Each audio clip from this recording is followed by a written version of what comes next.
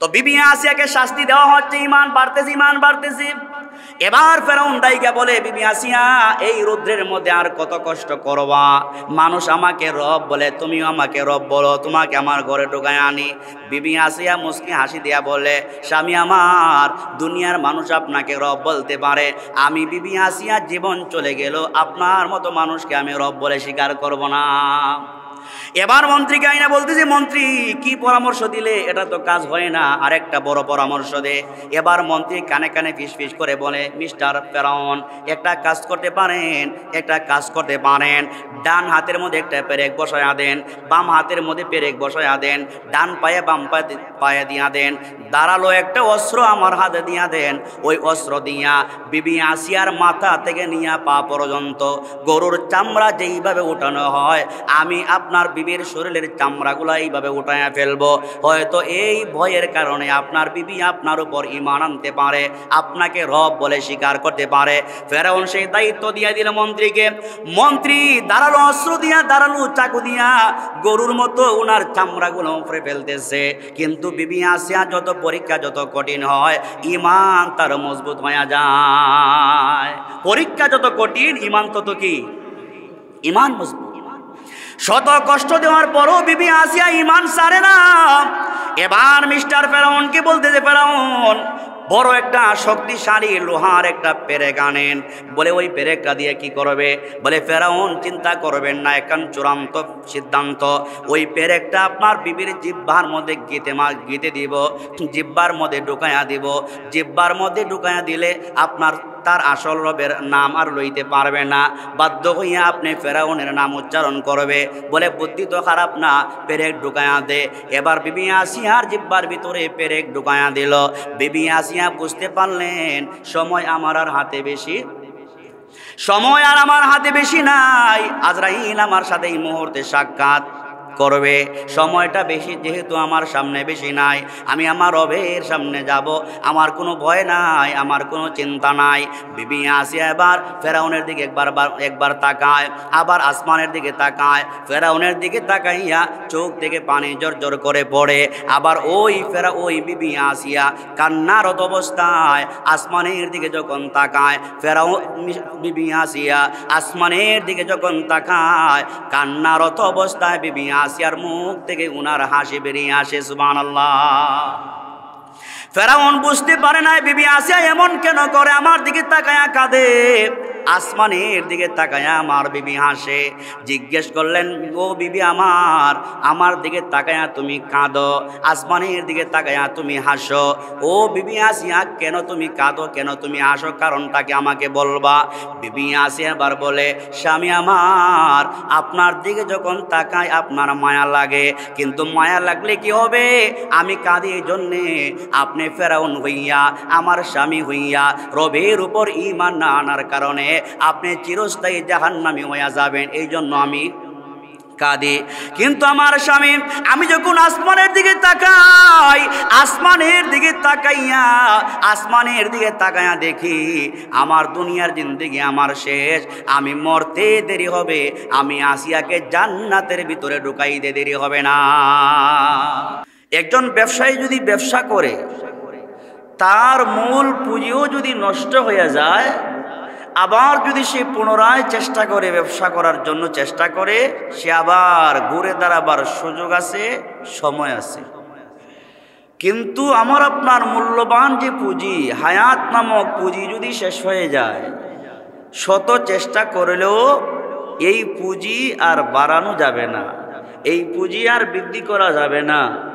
এই যে একটা কথা বললাম, এই কথাটা যে আমার চলে গেছে, অতীত হয়ে গেছে, এই সময়টা আবার পুনরায় আমি সামনে আনতে পারবো না। প্রতিটা কথা মিনিটে মিনিটে, সেকেন্ডে সেকেন্ডে আমার সামনের কথাগুলা অতীত হয়ে যাচ্ছে। পানির স্রোতের মতো, গড়ির কাটার মতো, সেকেন্ডের কাটার মতো আমার আপনার এই হায়াত থেকে মূল্যবান সময়টা আস্তে আস্তে করে শেষ হয়ে যাচ্ছে। বাজারে আপনারা দেখছেন অবশ্যই বরফ আছে, বরফ আছে না, আইস। এই বাজারের আইস এনে যদি আপনি একটা চাকাকে, বড় একটা চাকাকেও যদি এক জায়গায় আপনি জমা করে রাখেন, দেখবেন আস্তে আস্তে আস্তে আস্তে করে এই বরফটা গলে যাবে। একটা সময় আসবে বিশাল বড় চাকা, এত বিশাল বড় চাকা বরফের, কিন্তু সময়ের পরিবর্তনে এই বরফের চাকাটা একদম নিঃশেষ হয়ে যাবে, সব পানি হয়ে যাবে, বাষ্প হয়ে যাবে। এই বরফের চাকাটা যেমন শেষ হয়ে যায়, আমার আপনার মূল্যবান জীবনটা আস্তে আস্তে করে শেষ হয়ে যাচ্ছে। এই মূল্যবান সময়টা নিয়েই আমার আপনার রব আল্লাহ সুবহানাহু ওয়া তাআলা সময়ের কসম করেছেন। আবার আল্লাহ তাআলা এই সময়ের কসম দিয়ে আমরা এই কথাও বুঝতে পারি, জোহরের পরে আমরা যে নামাজ পড়ি সেই নামাজের নাম আসরের নামাজ, সেই নামাজের নাম আসরের নামাজ। আল্লাহ পাক এই আসরের সময়ের কসম করেছেন। কেন? এই আসরের পরে মাগরিব আসাটা বেশি দূরে না। জোহরের পরে আসর যতটুকুন দূরে, ফজরের পরে জোহর যেই পরিমাণ দূরে, আসরের পরে মাগরিবের নামাজ আসা এত দূরে নয়। আসরের নামাজ পড়ে আপনি বাসায় গেলেন, শান্ত মনে এক কাপ চাও খাইতে পারবেন না, মাগরিবের সময় আবার চলে আসে। তো রব্বুল আলামিন আসরের সময়ের কসম করে এই কথাটাই বোঝাইতে চান, বান্দা পরকালের তুলনায় আমার আপনার দুনিয়ার জীবনটা, উদাহরণস্বরূপ কেউ যদি দুনিয়াতে 100 বছরও বাঁচে, 100 বছরও যদি কেউ হায়াত পেয়ে থাকে, পরকালের তুলনায় সে মাত্র 2.5 মিনিট সময় পাইছে। কয় মিনিট? মাত্র এই 2.5 মিনিট নিয়েই আমাদের সকল মাস্তানি। আখিরাতের তুলনায় 100 বছর যে ব্যক্তি হায়াত পাইল, পরকালের হিসাবে সে মাত্র কয় মিনিট পাইল? তাও এটা কোরআন হাদিসের কথা না, এটা কোরআন হাদিসের কথা না, আল্লাহ পাকের হিসাবে তো দুনিয়ার কোনো হিসাবেই নাই। যদি মনে করেন কেউ 100 বছরও হায়াত পেয়ে যায়, দুনিয়ার পরকালের হিসাবে সে মাত্র পাইল কয় মিনিট? 2.5 মিনিট। এই 2.5 মিনিটের জন্য এত লাফালাফি, এত কিছু আমরা করি। 2.5 মিনিটের জন্য আমরা দুনিয়ার সংসারের জন্য পাগল পারা, হালাল হারামের কোনো দাঁড় দাঁড়ায় না। এই 2.5 মিনিট সংসার করার জন্যে হালালের দাঁড় দাঁড়ি না, হারামের দাঁড় দাঁড়ি না, কোনটা হালাল কোনটা হারাম, কোনটা খাওয়া আমার জন্য হালাল হবে, কোনটা আমার জন্য বৈধ হবে অবৈধ হবে, এগুলা যাচাই বাছাইয়ের সময় নাই, যাচাই বাছাইয়ের সময় নাই। মাত্র 2.5 মিনিটের দুনিয়ার সম্পদ নিয়া, সময় নিয়া আমরা পরকালকে এভাবেই বলে যাচ্ছি। আল্লাহ তাআলা বলেন, ফাআম্মা মান তাগা ওয়া আথারাল হায়াতাদ দুনিয়া ফাইন্নাল জাহিমা হিয়াল মাওয়া। আল্লাহ তাআলা বলেন, ফাআম্মা মান তাগা, যারা সীমা লঙ্ঘন করে, যারা সীমা লঙ্ঘন করে, আল্লাহর হুকুম অমান্য করে, ওয়া আথারাল হায়াতাদ দুনিয়া, পরকালের তুলনায় এই দুনিয়াকে যারা অগ্রাধিকার দেয়। পরকালের তুলনায় এই দুনিয়াকে অগ্রাধিকার দেওয়া হয় কিভাবে? আল্লামা কাজী সানাউল্লাহ ফানিপতি রহমতুল্লাহ আলাইহি তাফসিরে মাজহারিতে উল্লেখ করেছেন, পরকালের তুলনায় বান্দা দুনিয়াকে এইভাবেই অগ্রাধিকার দেয়। বান্দা ভালো করে জানে নামাজ না পড়লে তার গুনাহ হবে, জানার পরও যে ব্যক্তি নামাজ পড়ল না। বান্দা ভালো করে জানে চুরি করলে গুনাহ হবে, শতবার জানার পরও যে ব্যক্তি চুরি বাদ দিতে পারে না। বান্দা ভালো করে জানে জিনা করলে গুনাহ হবে, এত কিছু জানার পরও যেই বান্দা জিনার কাজ ছাড়তে পারে না। বান্দা 100% জানে সুদের ব্যবসা করলে গুনাহ হবে, মারাত্মক গুনাহ হবে, জানার পরও যেই ব্যক্তি সুদের লেনদেন ছাড়তে পারে না। বান্দা ভালো করে জানে ঘুষের লেনদেন করলে চূড়ান্ত গুনাহ হয়, কবিরা গুনাহ হয়, সবচেয়ে বড় গুনাহ হয়। বান্দা জানার পরও ঘুষ আর সুদ ছাড়তে পারে না, সে সুদের কাজই করে, ঘুষের কাজেই লিপ্ত থাকে, জিনাহের কাজেই লিপ্ত থাকে। ওয়া আথারাল হায়াতাদ দুনিয়া, আল্লাহ বলেন ওই ব্যক্তি জানার পরও দুনিয়ার জিন্দেগিকে সে অগ্রাধিকার দিয়েছে। গুনাহ হয় জানার পরও যে ব্যক্তি গুনাহের কাজে লিপ্ত হয়, ওই ব্যক্তি পরকালকে বলে যায়, দুনিয়াকে সে আসল দুনিয়া মনে করে, তার রবকে ভুলে গিয়েছে, পরকালকে ভুলে গিয়েছে, আখিরাতের শাস্তির কথা সে ভুলে গিয়েছে। আল্লাহ বলেন ফাইন্নাল জাহিমা হিয়াল মাওয়া, এটা মোল্লার কথা না, আল্লাহর কথা। ফাইন্নাল জাহিমা হিয়াল মাওয়া, যারা পরকালকে ভুলে যাবে, দুনিয়া নিয়ে পাগল পারা হয়ে যাবে, আল্লাহ বলেন নিশ্চিত সে জাহান্নামী। নিশ্চিত সে কি? জাহান্নামী। বলুন তো দেখি, সুদ খাইলে গুনাহ হয়, এটা কি আমরা জানি না? জোরে কোন, এটা আমরা জানি না? সুদ খাইলে গুনাহ হয় জানি, তারপরও সুদে লিপ্ত থাকি। আরে বরংস এমনও ইমানদার আছে নামাজ পড়ে, রোজা রাখে, হজ করে, যাকাত দেয়, সুদের ওয়াজ বেশি করলে বিরক্ত হয়ে যায়। বলে হুজুর এই ওয়াজটা ছাড়া আর কোনো ওয়াজ মনে হয় পারে না। বিরক্ত হয় না? বান্দা ভালো করে জানে ঘুষের লেনদেন করলে গুনাহ হয়, কবিরা গুনাহ হয়, এই ওয়াজ করলে বিরক্ত হয়ে যায়। শুধু কবরের ওয়াজ করেন, হাসরের ওয়াজ করেন, কেমনে কবরে গিয়ে আরামে ঘুমাবো। হারাম খায়া যদি কেউ কবরে যায় শান্তি আছে? জুড়ে বলেন শান্তি আছে? হারাম খাই আমি কবরে গেলাম, কোনো শান্তি নাই। আর কার জন্য আপনি হারাম খাইলেন? সন্তানের জন্য, ছেলে মেয়ের জন্য সংসার সাজালাম, ঘর সাজালাম। আমার জানা মতে একজন দুইজন না, আমার জানা মতে এই পর্যন্ত অনেক মানুষ আমি পেয়েছি, বাবা পেয়েছি, সুদের সম্পূর্ণ টাকা সুদের উপর এনে নিজের ছেলেকে ইটালি পাঠাইছে। আপনারাই একটা ফতোয়া দেন, যেই ব্যক্তি সম্পূর্ণ টাকা সুদের উপর এনে নিজের সন্তানটাকে ইতালি পাঠালো তার সুন্দর সংসার গঠন করার জন্যে, যার শুরুটাই হইল হালাল টাকা দিয়া, যার শুরুটাই হইল হারাম টাকা দিয়া, সে ইতালি গিয়া, লন্ডন, আমেরিকা যায়া যত হাজার কোটি টাকা ইনকাম করবে, এই হাজার কোটি টাকা কি হালাল হবে না হারাম হবে? জুড়ে বলেন হালাল হবে না হারাম হবে? হারাম হবে। এই টাকাগুলো যখন আপনার দেশে ব্যাংক অ্যাকাউন্টে পাঠাবে, এই টাকা নিয়ে বাবা কোরবানি দিবে কার নামে? কার নামে দিবে? হারাম টাকা দিয়ে কোরবানি দিলেন আল্লাহ পাকের নামে। খোদার কসম, যেই ব্যক্তি হারাম টাকা দিয়া সওয়াবের উদ্দেশ্যে আল্লাহ পাকের নামে হারাম টাকা দিয়ে কোরবানি দেয়, হজ করে, যাকাত দেয়, সে ভালো করে জানে হারাম টাকা, জানার পরও যদি তার সওয়াব হওয়ার নিয়তে কোরবানি দেয়, আল্লাহর কসম তার ঈমান থাকবে না। হারাম টাকা দিয়া সওয়াবের নিয়তে দান করলে ঈমান থাকে না। আমাদের কি খবর আছে এগুলা? হারাম টাকা দিয়া মুঠা তাজা উট আর গরু কোরবানি দিলেন আল্লাহ পাকের নামে। আল্লাহ কি এতই টাকা পড়ছে আপনার এই মোটা তাজা গরু নেওয়ার জন্যে? ইসলাম তো আমার আপনার কাছে এত টাকা পড়ে নাই। আপনি আমি যদি নামাজ নাও পড়ি, আল্লাহর বিন্দু মাত্র ক্ষতি হবে না। সারা দুনিয়ার মানুষ যদি আল্লাহর জন্য পাগল পারা হয়ে রাস্তায় পড়ে থাকে, আল্লাহ যেমন আছেন এমনই থাকবেন। আল্লাহর বরত্বতা কিছু বাড়বেও না। সারা দুনিয়ার মানুষ যদি আল্লাহর বিরুদ্ধে চ্যালেঞ্জে লিপ্ত হয়ে যায়, প্রতিবাদে যদি দুনিয়াকে তছনছ করে ফেলে, তারপরও রবের বিন্দু মাত্র ক্ষতিও করতে পারবো না। আল্লাহ সান ওয়ালাকি ইয়ানালুহুত তাকওয়া মিনকুম।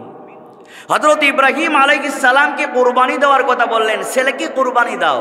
আল্লাহর কি উদ্দেশ্য ছেলে কুরবানি হওয়া? না, আল্লাহ পাকের মূল উদ্দেশ্য হলো ইব্রাহিমের ভিতরে একটা গোশতের টুকরা আছে, কলব আছে, অন্তর আছে, কলিজা আছে। সেই কলিজার ভিতরে আমি রবের মহব্বত বেশি না সন্তানের মহব্বত বেশি, আর তার নিয়তটা বোঝার জন্যে আল্লাহ বললেন তুমি তোমার ছেলেকে কোরবানি দাও। তো ইব্রাহিম আলাইহিস সালাম পরীক্ষায় বিজয়ী হয়েছেন, প্রমাণ করে দিয়েছেন রব আমার সন্তানের চাইতে আপনি মালিক। আমার কাছে হাজারো কোটি গুণের দামি সন্তানকে হাত পা বেঁধে উনি মিনার প্রান্তরে শুয়ায়া রেখে দিয়েছেন, সূর্য চালিয়ে দিয়েছেন।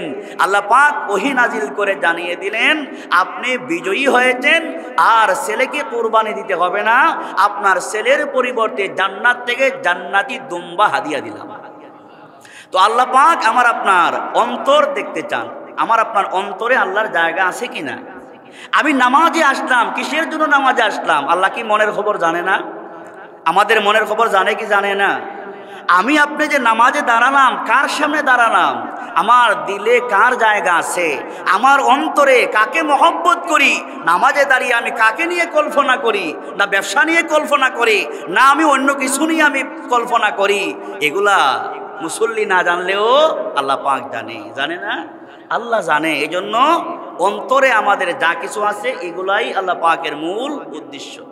তো রব্বুল আলামিন আপনি আমাকে সতর্ক করার জন্যে সময়ের কসম করলেন। কিসের? আল্লাহ পাক রব্বুল আলামিন বুঝাইতে চান, বান্দা শোনো, ওয়াল আসরি ইন্নাল ইনসানা লাফি খুসর। আল্লাহ পাক রব্বুল আলামিন আমার আপনাকে সতর্ক করার জন্য সময়ের কসম করেন। আল্লাহ পাক বুঝাইতে চান, বান্দা একজন ব্যবসায়ী যদি সফল ব্যবসায়ী হতে চায়, সফল ব্যবসায়ী হতে চাইলে সে যদি তার ব্যবসা বাণিজ্য সব বন্ধ করে দিয়ে বাসায় যদি শুধু ঘুমায় আর ঘুমায়, বলুন তো দেখি সে ব্যবসায় লাভবান হতে পারবে? ব্যবসায় লাভবান হতে পারবে না। অল্প কিছুদিন পরে সে লোকসান হবে, ঘর ভাড়া দিতে হবে, আরো অনেক কিছু তার চলে যাবে। একজন সফল ব্যবসায়ী যদি হতে চান, আপনাকে সময়ে সময়ে ব্যবসায় সময় দিতে হবে। ঠিক তেমনি ভাবে আমার আপনার মূল ব্যবসাটা হলো আমাদের সময়। আমাদের মূল পুঁজির নাম হলো কি? সময়। আমাদের মূল পুঁজির নাম হলো সময়। মূল পুঁজিটা যদি আমার আপনার নষ্ট হয়ে যায়, মূল পুঁজিটা যদি আমার আপনার শেষ হয়ে যায়, আল্লাহ পাক বলেন, বান্দা তোমার ওই মূল পুঁজি আর দুনিয়াতে ফিরাইয়া দেওয়া হবে না। হায়াত যখন তোমার শেষ হয়ে যাবে, তোমাকে আর দুনিয়াতে ফিরাইয়া দেওয়া হবে না।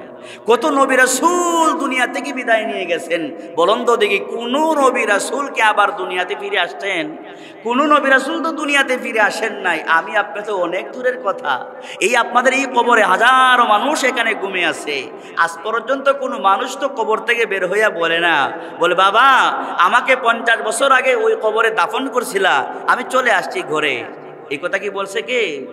এই মূল পুঁজিটা হলো আমাদের সময়।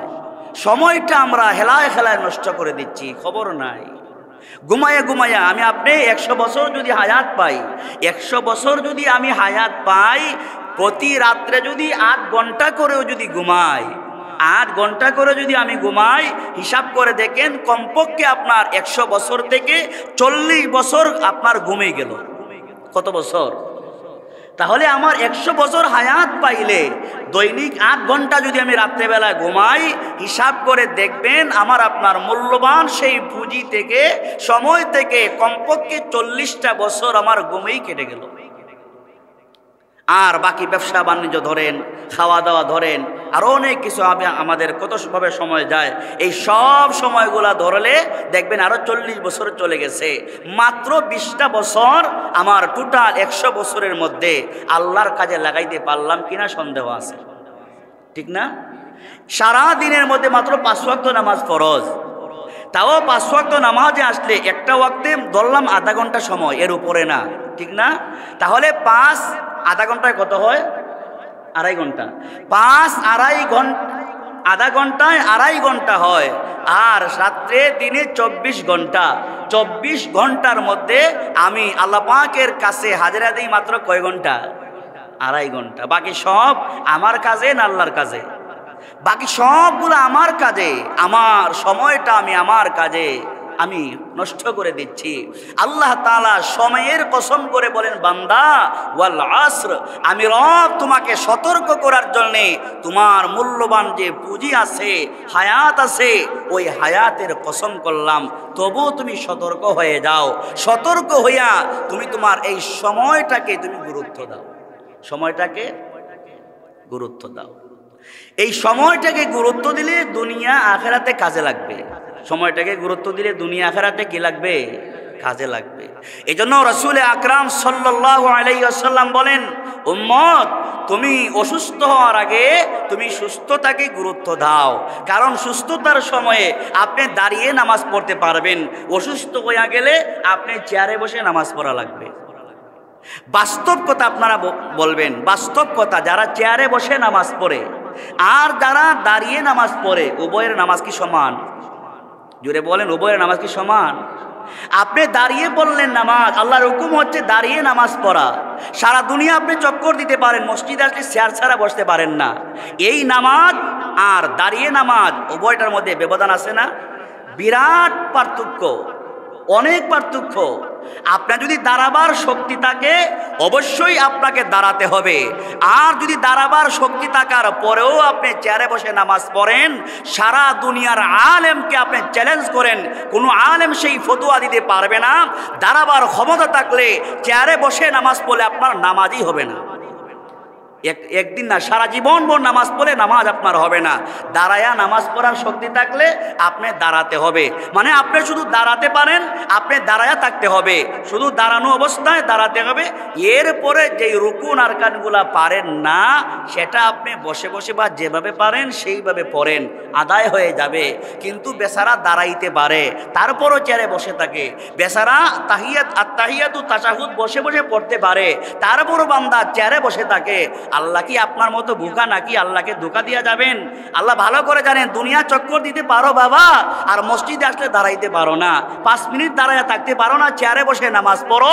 তোমার এই 14 গোষ্ঠীর নামাজের আমি রবের কোনো প্রয়োজন নাই। এটা ভিন্ন মশালা, অন্যদিন বলবো।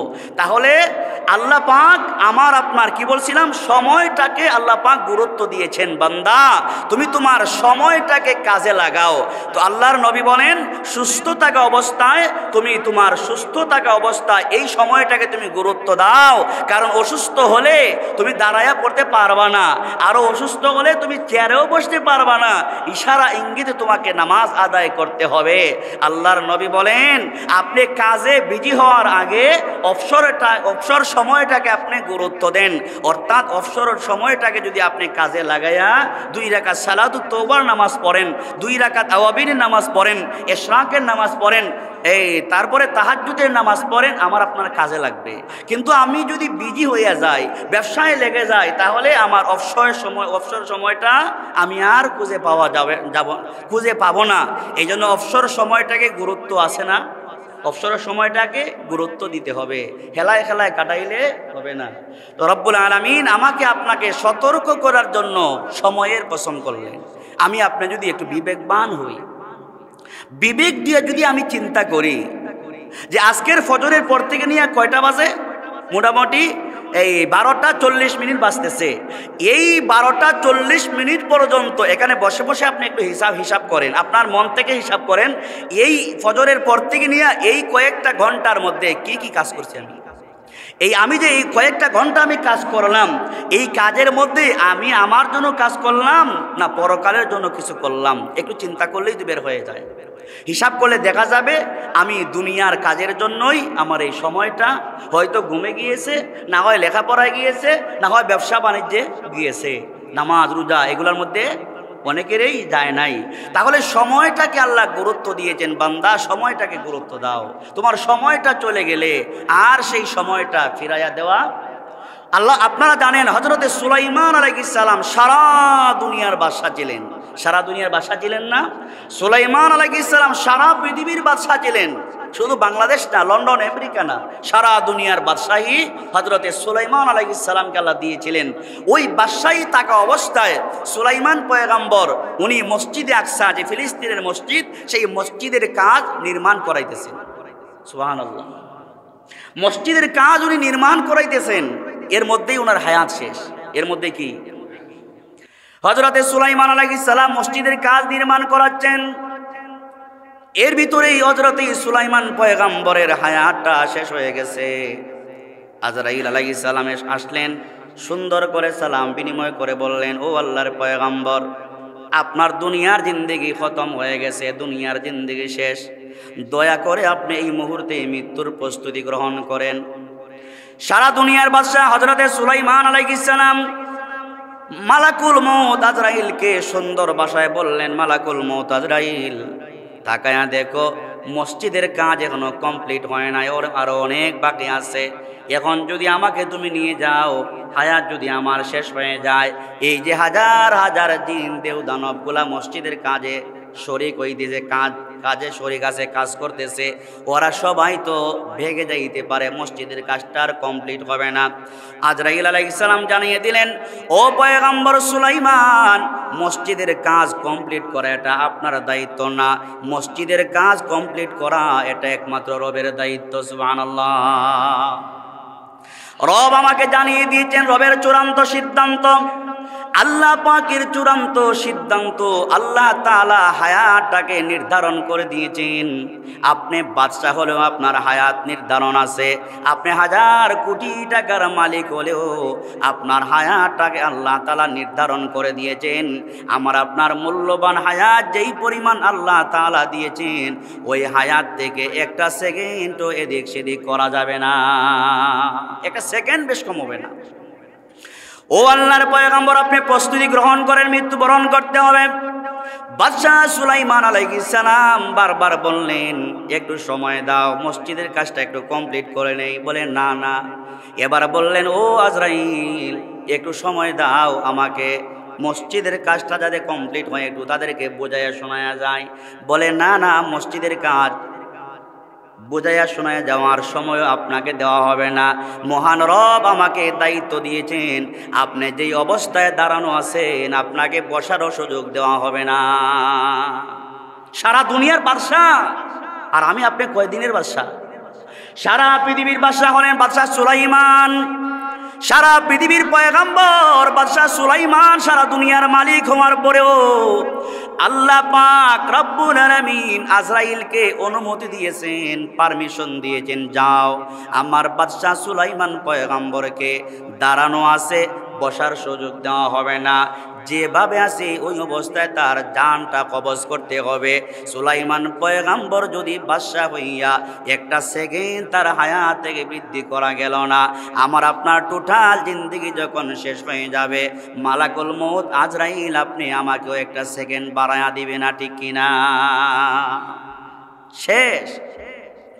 এই জন্যে কবি বলেন, মৌত কো তুম দূর না সমঝো, मौत को तुम दूर न समझो, मौत है हरदम करीब, तुमको मोहलत ना दी जाए लब हिलाने के लिए, तुमको मोहलत ना दी जाए लब हिलाने के लिए, मौत को समझा है गाफिल इख्तितामे जिंदगी, दर हकीकत मौत है सुबह हयाते जिंदगी।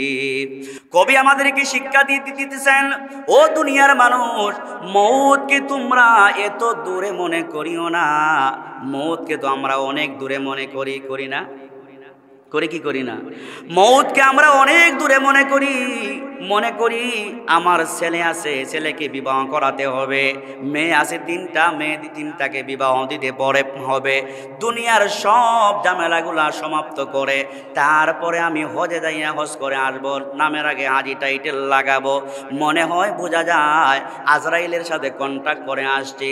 আল্লাহ বলেন, বান্দা তোমার হায়াত যতদিন আমি আল্লাহ নির্ধারণ করে দিয়েছি, বান্দা একটা সেকেন্ড তুমি লাফালাফি করো, তোমার বাড়াতে পারবা না, একটা সেকেন্ড বাড়ানো যাবে না। মনে করা মৌতকে বেশি দূরে মনে করা যাবে না, মৌতকে বেশি দূরে মনে করা যাবে না। আল্লাহ তাআলা বলেন, কুল ইন্নাল মাউতাল্লাযী তাফিরুনা মিনহু ফাইন্নাহু মুলাকিকুম। আমার আল্লাহ পাক বলেন, নবী আমার আপনার উম্মতদেরকে আপনি জানায়া দিন, কুল ইন্নাল মাউত, নিশ্চয়ই মৃত্যু, আল্লাযী তাফিরুনা মিনহু, বন্ধু আমার দুনিয়ার মানুষ কেউ মরতে চায় না। এই মুহূর্তে যদি মাইকে ঘোষণা করা হয় এই মসজিদে 5 মিনিটের মধ্যে আজরাইল আসবে, যাকে কাছে পাবে তাকে নিয়ে যাবে, যাকে আজরাইল হাতের কাছে পাবে তাকে নিয়ে যাবে, তাকে আর দুনিয়ায় রাখা হবে না। এই ঘোষণা যদি হয় মোল্লার ওয়াজ আর কেউ শুনবে না, দরজা জানালা ভেঙে সবাই বেরিয়ে আমরা পলায়ন করব, ঠিক কিনা? আল্লাহ পাক বুঝায় দিচ্ছেন আল্লাযী তাফিরুনা মিনহু, নবী আমার দুনিয়ার কেউ মরতে চায় না। মৃত্যুর কথা শুনলে মানুষ পলায়ন করে, মৃত্যুর কথা শুনলে মানুষ ভেগে যায়, মৃত্যুবরণ কেউ করতে চায় না। নবী আমার আপনি জানায়া দেন ফা ইন্নাহু মুলাকিকুম, দুনিয়ার মানুষ যদিও কেউ মরতে চায় না, আমার বান্দার মৃত্যুর সময় যখন ঘনিয়ে আসবে, আপনি বিবির কাছে ঘুমে থাকলেও আজরাইল আপনার জানটা নিয়ে যাবে, টেরও পাওয়া যাবে না, ঠিক কিনা?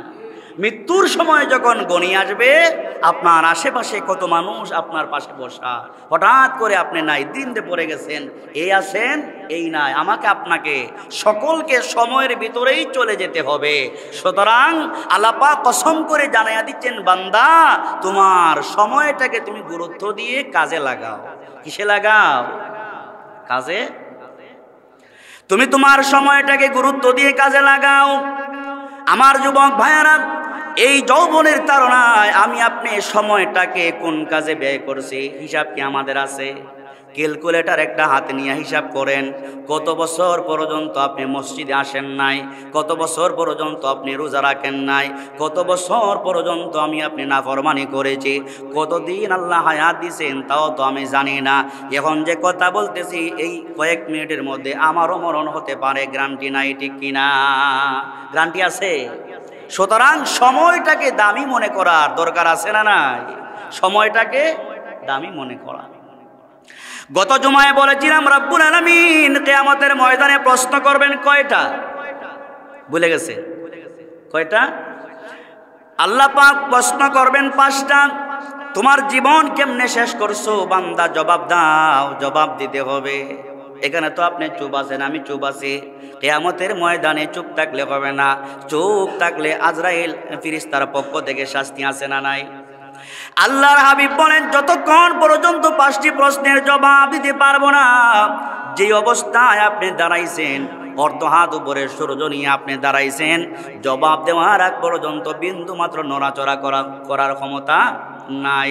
টোটাল জীবন কেমনে কাটাইছো, যৌবন কাল কেমনে কাটাইছো, মাল কেমনে জমা করছো, আবার ওই মালগুলা কেমনে খরচ করছো, যেই পরিমাণ এলিম তুমি অর্জন করেছো ওই পরিমাণ আমল তুমি করছো কি করছো না, আল্লাহ পাকের সামনে দাঁড়ায়া জবাব দেওয়া লাগবে। যেদিন আপনি আমাকে রবের সামনে দাঁড়ানো লাগবে, দুনিয়ার আদালতে ঘুষ লেনদেন আছে, কিন্তু আল্লাহ পাকের আদালতে ঘুষ লেনদেন নাই। বান্দা প্রতিদিন নামাজে দাঁড়ায়া এই কথা স্বীকার করে, মালিক ইয়াউমিদ্দিন, রব্বুল আলামিন আপনি হলেন বিচার দিবসের মালিক, বিচার দিনের মালিক আল্লাহ। আল্লাহ যদি কিয়ামতের ময়দানে বিচার দিনের মালিক হয়, যেদিন ঘুষ লেনদেন চলে না, যেদিন কোনো সুপারিশ চলে না, যেদিন ভাই তার ভাইকে সাহায্য করবে না, ওই দিন আমাকে আপনাকে একমাত্র ঈমান আর আমল সাহায্য করবে। ওই দিন ঈমান আর আমল আমাকে আপনাকে সাহায্য করবে। তো আল্লাহ তাআলা কসম করে কি বুঝাইতে চান? আল্লাহ নবীকে সাহাবায়ে কেরাম প্রশ্ন করলেন, আইয়ুল আমালি আহাব্বু ইলাল্লাহ, আল্লাহ পাকের কাছে সবচাইতে মহব্বতের জিনিস কোনটা? নবী সাহাবায়ে কেরামদেরকে বলে দিলেন, ওয়াক্ত মতো নামাজ পড়া। ওয়াক্ত মতো নামাজ পড়া, সময় মতো নামাজ পড়া। সময় মতো নামাজ পড়া যদি আল্লাহ পাকের কাছে মহব্বতের হয়, প্রিয় হয়, গুরুত্বপূর্ণ হয়, তাহলে বোঝা গেল সময়ের দাম রবের কাছে আছে না নাই? সময়ের দাম আছে না? আসেনি? সময়ের দাম রবের কাছে আছে। ও ইমানদার ভাইরা, সময়টাকে কেমনে নষ্ট করি? ক্রিকেট খেলা দিকে দিকে বান্দা ঘন্টার বড় ঘন্টা কাটায়, এমন যুবক মনে নাই? নাই। ক্রিকেট খেলা দেখে ঘন্টার পর ঘন্টা সময় কাটায়, সিনেমার হলে বৈশা ঘন্টার পর ঘন্টা সময় কাটায়, বান্দা ফুটবল খেলার দৃশ্য দেখে ঘন্টার পর ঘন্টা সময় কাটায়। যুবক ভাই আপনার পায়ে ধরে বলে, এই যে আমি ঘন্টার পর ঘন্টা খেলা দেখে কাটাইয়া দিলাম, এই সময়ের হিসাবটা রবের দরবারে দেওয়া লাগবে না? জোরে কোন লাগবে নি? এই সময়ের হিসাবটা রবের দরবারে দিতে হবে। কিন্তু যেই যুবক নামাজে দাঁড়ায়া সময়টা তার কাটায়, যেই যুবক রোজা রাইখা সময়টা কাটায়, যেই যুবক আল্লাহর কোরআন তিলাওয়াতের মাধ্যমে সময়টা কাটায়, ওই যুবকের হিসাব আর আপনার হিসাবের মধ্যে ব্যবধান আছে না নাই? আছে, আছে না? তো আল্লাহ পাক সময়ের কসম করে বলতেছেন, বান্দা শোনো, ওয়াল আসরি ইন্নাল ইনসানা লাফি খুসর। বান্দা সময়ের কসম। এবার বান্দা শোনো, দুনিয়ার মানুষ সবাই ধ্বংস, দুনিয়ার মানুষ সবাই ক্ষতিগ্রস্ত, ইল্লাল্লাযীনা আমানু ওয়া আমিলুস সালিহাত ওয়া তাওয়াসাউ বিল হক ওয়া তাওয়াসাউ বিস সবর। আল্লাহ বলেন, বান্দা দুনিয়ার সবাই ক্ষতিগ্রস্ত, কিন্তু চারটি গুণে যারা গুণান্বিত হতে পারবে, চারটি গুণ যাদের মধ্যে থাকবে, তারা ধ্বংস হবে না, তারা হবে জান্নাতি। রবের ঘোষণা, চারটি গুণে যারা গুণান্বিত হতে পারবে তারা হবে জান্নাতি। আমরা কি জান্নাতি হতে চাই না? আস্তে না জোরে বলেন, জান্নাতি হতে চাই না? জান্নাতি হতে চাইলে গুণ লাগবে কয়টা? আরো জোরে কোন কয়টা? জান্নাতি হতে হলে গুণ লাগবে চারটা। এক নাম্বার, কোটি কোটি টাকার মালিক হওয়া লাগবে। জোরে কোন, কোটি কোটি টাকার মালিক হওয়া লাগবে। 2 নাম্বার, বংশ ভালো হওয়া লাগবে। 3 নাম্বার, আপনার দামি দামি গাড়ি থাকা লাগবে। আমার নবী বলেন, না না, আল্লাহ তাআলা বলেন, বান্দা জান্নাতি যদি হতে চাও, চারটি গুণে তোমাকে গুণান্বিত হতে হবে। 1 নাম্বার, ইল্লাল্লাযীনা আমানু। বান্দা তুমি যত বড় ধনী হও, যত বড় পাওয়ারফুল হও না কেন, তোমার ঈমান নামক সম্পদ যদি না থাকে, বিন্দু মাত্র পয়সারও আমি রবের কাছে তোমার দাম নাই। তোমার যদি ঈমান না থাকে, কোটি টাকার মালিক হলেও তোমার দাম নাই। কুকুরের দাম আছে, তুমি ছাগল মিয়ার কোনো দাম নাই, আছে? তাহলে ঈমান না থাকলে কোনো দাম আসেনি। আল্লাহ তাআলা বলেন, চারটি গুণে গুণান্বিত হওয়া লাগবে। 1 নাম্বার হলো, বান্দা সর্বপ্রথম তোমার সম্পদের নাম হলো ঈমান। আল্লাহর নবী বলেন, উম্মত যে ব্যক্তি বলবে লা ইলাহা ইল্লাল্লাহ ওয়া আন্না মুহাম্মাদুর রাসূলুল্লাহ, আল্লাহ ছাড়া কোনো মাবুদ নাই, মুহাম্মাদুর রাসূলুল্লাহ আল্লাহ পাকের পয়গম্বর, আমি হলাম সেই নবীর উম্মত, এই কথা বলে যেই ব্যক্তি ঈমান আনয়ন করবে, নবী আমার বলেন, হারামাল্লাহু আলাইহিন নার, ওই ইমানদার ব্যক্তির জন্য মহান রব জাহান্নামের আগুনকে হারাম করে দিবে। সুবহানাল্লাহ, ঈমানের দাম বেশি। তাহলে জান্নাতি হতে হলে যেই চারটি গুণ আমার লাগবে, যেই চারটি কোয়ালিটি আমার লাগবে, এর মধ্যে নাম্বার 1 ঈমান। 1 নম্বরে কি? ঈমান। 1 নাম্বার সম্পদ হলো ঈমান। কিন্তু ঈমান আমার আপনার ঈমান তো গুণে ধরা। কি ধরা? আমার আপনার ঈমান তো গুণে ধরে। মাঝে মধ্যে আমরা এমন পাপের কাজ করি যেই পাপের কারণে গুণে ধরে। আবার কেউ কেউ আছে এমন পাপের কাজ করে ঈমান চলে যায়। ইন্না শিরকা লাযুলমুন আযীম। কেউ যদি শিরিক গুনাহ করে, দুনিয়াতে যত আল্লাহর ওলিরা আছে সব আল্লাহর ওলি থাকতে পারে, কিন্তু দুনিয়ার সারা দুনিয়ার কোনো আল্লাহর ওলির ক্ষমতা নাই আপনাকে সন্তান দেওয়ার, ঠিক কিনা? সন্তান দেওয়ার দায়িত্ব কার? আমার ভাইরা, সন্তান দেওয়ার মালিক হলেন আল্লাহ। আপনার ঈমান তো নষ্ট হয়ে যাবে। আপনি যদি মাজারে যান, আমি বাধা দেই না, মাজারে যায়া 1000 বার কবর জিয়ারত করেন, সওয়াব আছে। ওলিদের কবর জিয়ারত করলে সওয়াব আছে, ওলিদের জন্য দোয়া করলে সওয়াব আছে। কিন্তু নবী আমার বলেন, উম্মত ওলির মাজারে যায়া যদি তুমি সন্তান চাও, সম্পদ যদি চাও, দুনিয়ার কিছু যদি তুমি চাও, বিলকুল তোমার ঈমান থাকবে না, বেঈমান কাফের হয়ে যাইবা। নাউজুবিল্লাহ। 1 নাম্বার সম্পদ হলো আমাদের ঈমান। 1 নাম্বার সম্পদ কি? 1 নাম্বার সম্পদ হলো আমাদের ঈমান। ঈমানটা এত দামি, ঈমানটা এত দামি, দুনিয়ার যত বিপদ আপদ আসুক না কেন, ঈমান ছাড়া যাবে নি। জুড়ে বলেন, ঈমান ছাড়া যাবে নি। দুনিয়ার শত বিপদ আসতে পারে, ঈমান ছাড়া যাবে না। ঈমান যারা আনলাম, ঈমান আনয়ন যারা করলাম, ঈমানের কারণে রবের পক্ষ থেকে পরীক্ষা আসবে। ওই পরীক্ষাতে আপনি আমাকে ঈমানের বলে বলিয়ান হয়ে অগ্রসর হওয়া লাগবে, ঠিক কিনা? ঈমান হলো সবচেয়ে দামি। ঈমান যারা আনছি, আল্লাহর পক্ষ থেকে পরীক্ষা আসবে। এরা যুগে যুগে সব নবী রাসূলদেরকে আল্লাহ পরীক্ষা করেছেন। পরীক্ষা করেন নাই? করেন নাই? ইমানই পরীক্ষা আসবে, কিন্তু পরীক্ষার মোকাবেলা করতে হবে ধৈর্যের মাধ্যমে, ইমানই শক্তি দিয়া। কিসের শক্তি দিয়া? ধৈর্যের মাধ্যমে, ইমানই শক্তি দিয়া আমাকে আপনাকে পরীক্ষার মোকাবেলা করতে হবে। ধৈর্য হারা হলে চলবে না। একজন মহিলার কথা আপনাদেরকে শোনাই। ফেরাউনের বিবির নাম কি ছিল? মাশাআল্লাহ, জোরে বলেন, ফেরাউনের বিবির নাম কি ছিল? আসিয়া। ইমানদার ছিল। কি ছিল? আর মিস্টার ফেরাউন নিজেই দাবি করলো, আল্লাহ আনা রাব্বুকুমুল আ'লা, আমি হলাম বড় আল্লাহ। নাউযুবিল্লাহ। তো মিস্টার ফেরাউন তো আল্লাহ দাবি করছে, কিন্তু উনার ঘরেই তো উনার বিরোধী পার্টি আছে না নাই? ফেরাউন যে নিজে আল্লাহ দাবি করছে, তার ঘরেই তো বিরোধী পার্টি আছে। জাতীয় পার্টি একটা ঘরে আছে। এটা ফেরাউনের বিরোধী পার্টি ঘরে আছে। ফেরাউন যখন জানতে পারলো তার বিরোধী পার্টি তার বিবি, কে? মাঝে মধ্যে দেখছেন না আমাদের বাংলাদেশে, স্বামী এক প্রার্থী, তার বিবিও দেখা যায় আরেক প্রার্থী। চেয়ারম্যান ইলেকশনে স্বামীও দাঁড়াইছে, বিবিও দাঁড়াইছে। এমন হয় না? এমন হয়, একজন আরেকজনের বিদ্রোহী প্রার্থী। তো ফেরাউন নিজে দাবি করছে আল্লাহ, তার ঘরেই তার বিরোধী পার্টি একটা আছে। জানতে পাইরা তার বিবিকে বারবার অনুরোধ করে বলতেছে, বিবিরে দেখ, দুনিয়ার মানুষ আমাকে আল্লাহ বলে, কিন্তু তুই আমাকে আল্লাহ বলস না কেন? আমার তো সব এখানেই ফিনিশ হয়ে যাবে।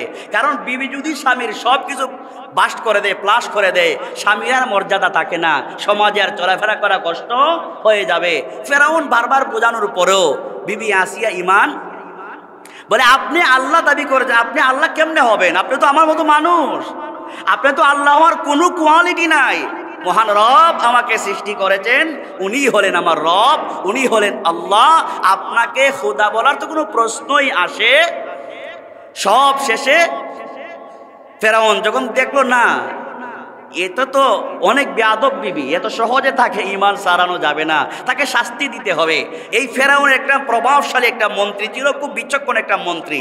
মন্ত্রীকে ডাইকে বলতেছে, এই কানা মন্ত্রী, শোন, আমার বিবি তো আমাকে খোদা ডাকে না, তোরা তো আমাকে খোদা বলে ডাকস ঠিকই, কিন্তু আমার বিবি তো আমাকে খোদা বলে না, কি করতে পারি? মন্ত্রী বলতেছে, জাহাপনা খোদা সাহেব, এটা কাজ করেন, আপনার বিবিকে শাস্তি দেন। কি দেন? শাস্তি যদি দিতে পারেন, শাস্তির মতো শাস্তি দিতে পারলে সে হয়তো পেশারে পড়ে আপনাকে রব বলে স্বীকার করতে পারে। কয়, বুদ্ধিটা তো খারাপ না।